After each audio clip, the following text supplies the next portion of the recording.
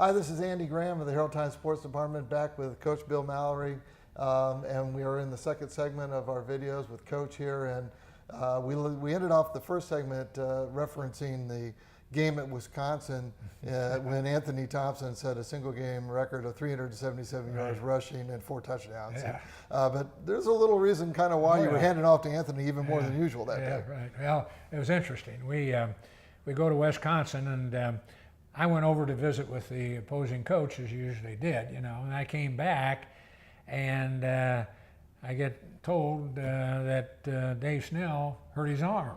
Kip Smith comes up to me, and our trainer, and he says, I want to tell you, he said, Dave hurt his arm. And how in the heck did he hurt his arm? He said, well, he hurt it in throwing warm-up.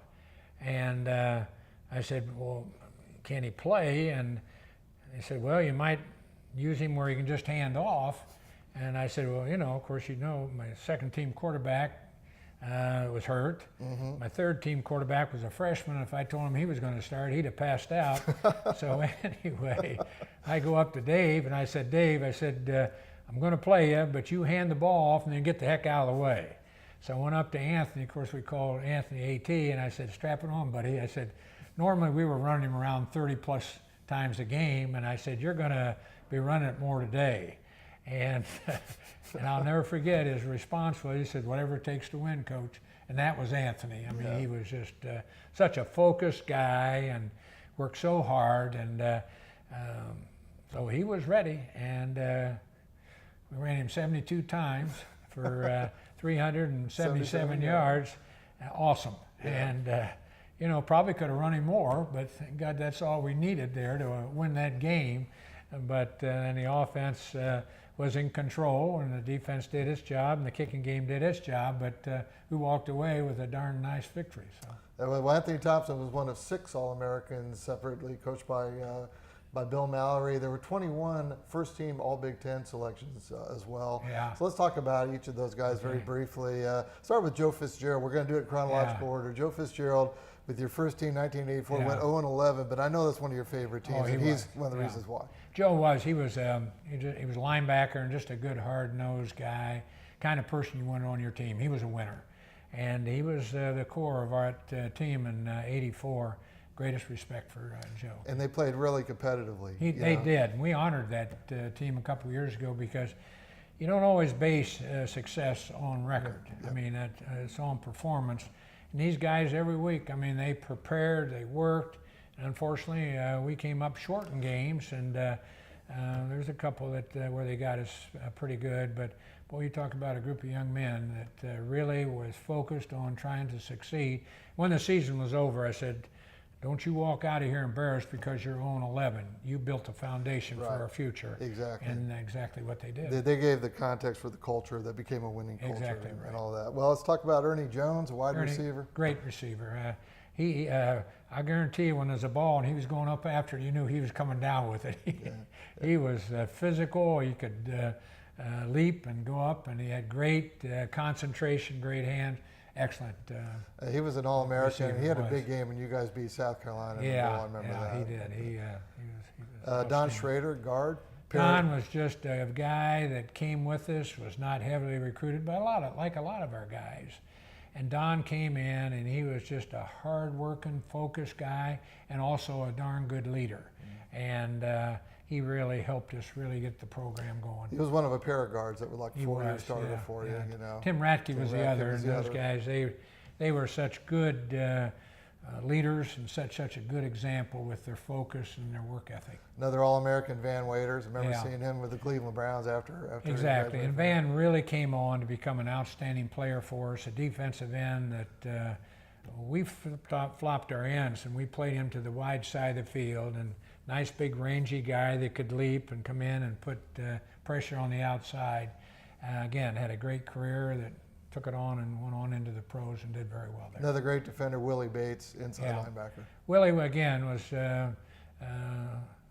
just a good, hard-nosed, hard-working linebacker that really helped make our defense a good, successful defense. This next guy, I played softball with this guy. I know how competitive he was, Joe Huff. Oh, Joe, yeah. Joe walked on. Yep. And at a castle, right? Exactly right. And I'll never forget, when we came in that first year, I mean, it was late. We didn't really have a chance to really do a very thorough job of recruiting, although we did fortunately come up with some good ones like Schrader and Ratke and some others, but didn't have a whole lot of time to do it. Only had about 2 weeks to do it. So my secretary came to me and said, there's mother, Mary Jo, Huff, Joe's wife, Joe's mother, excuse me, wants to talk to you. So they came in. Mary Jo, she's focused. She's kind of like Joe. Yeah, exactly. And she pointed to me and said, "You made a real mistake. You didn't recruit my son, Joe." And I said, "Well, I know we made a lot of mistakes." She said, "Well, we'd like to have him come here and walk on. If you don't want him, we're on our way to Ohio State to see Earl Bruce." Said, "You don't need to go any farther. You stay right here. I'll treat him fair and square." And he did. He came in, and I think it was the mid-year of his freshman year. I could see he was going to be a player. And then, fortunately, I had a scholarship. I put him on a grant and aid, and he went on to be an outstanding player for us. I remember when you guys beat Michigan, I remember him waving the towel from the tailback that he tackled. Well, I'll never forget back then, you put your players up for all Big Ten, and I put Van Waiters and Huff up. And the coaches, all the Big Ten coaches, who we selected to make the Big Ten teams. And so I did. I put them up, and they looked at me, and they said, "You know, that guy Van Waiters, we had the greatest respect. But," he said, "that little guy you had off the backside," and I won't use the term they used, said he was one tough dude to block because he came off that backside. And he was so quick and fast and tough. I mean, he was a playmaker. So, yes, he was. But he had an outstanding career. Pete Stoyanovich, you borrowed him from Jerry Yeagley's soccer team. That turned out to be a good thing. Well, he was going to Michigan. Yeah. And then he said to me, he said, and his folks too, we went in and made a home visit. They said he'll come, and told me this. He said, if you'll let him play soccer and football, whereas Bo would not let him do so at Michigan. Right. So I got with Jerry, and we worked it out. And oftentimes, I never forget it, in Missouri, we finished the game, we had to get him off and get him to the soccer game that evening. So, but it worked out well, and he had a great career for us as well as for Jerry, and went on, of course, had a good pro career. Well, Anthony Thompson, what more can you really say about Anthony? Outstanding, and just a great person. And couldn't have asked to have had a player that had such a impact on our program to help us really develop into a winning and successful program. Great player out of Terre Haute North.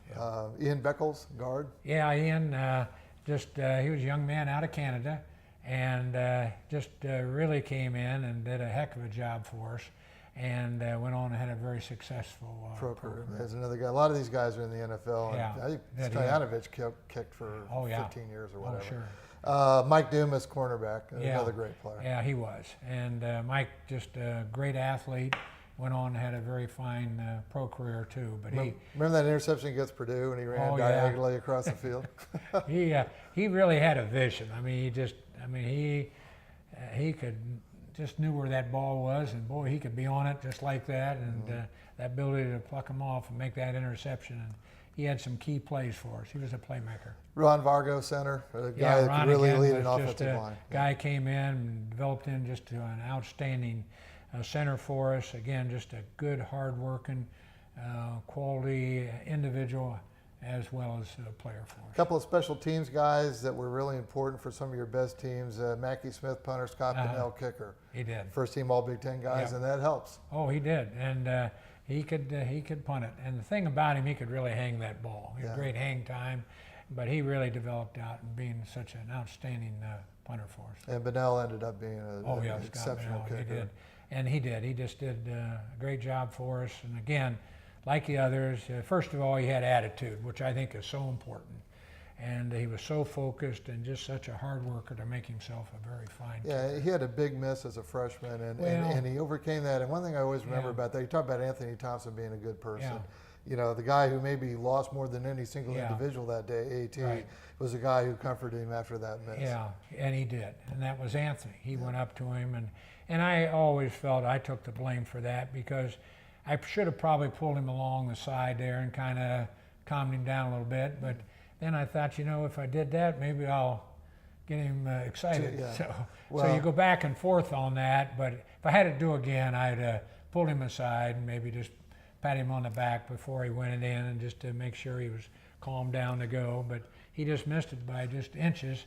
But he learned from it, and we did too. And should never have really been into that situation, but we did. And he It speaks very highly of him, the kind of kicker he became. I mean, exactly he got beyond right. that, He you know. didn't go into a shell, as I would often say, and he just really focused and became a real winner for us. Yep. Rod Coleman, tight end. Ron, again, he made himself into a very fine football player. Again, I go back to attitude, and just a hard worker, and worked so hard, both in and out of season, developing himself, and was a young man who just got better and better. Big all the target, time. and he could Oh block. yeah, he was, and he was tough. I mean, he go after ball most of the time. You knew he was going to get it. The great Von Dunbar. Yeah. He's somebody that when you talk about great running backs at this institution, he's one of them. And he had gone to junior college, and unfortunately, he had some grade issues, but he really did. He went to a junior college, and I really gave a lot of credit to the junior college head coach there. Really took Vaughn under his wing, and Vaughn really matured up, came in, and really focused in. And I'll tell you right now, he was right there with any of them. He outstanding running back for us. Yeah, he was. Great speed out of Fort Wayne. I mean, he had great vision. I mean, he'd find there'd be a hole. He could be over here, and there'd be a hole there. Move on. He'd be back Yes, he right would. over there, Yes, he going would. through it. Yeah. Another couple of special teams guys at the same time who really helped you, Jim DiGiulio as a punter, and Bill Manilopoulos, a kicker. Both of those guys. Yeah, right.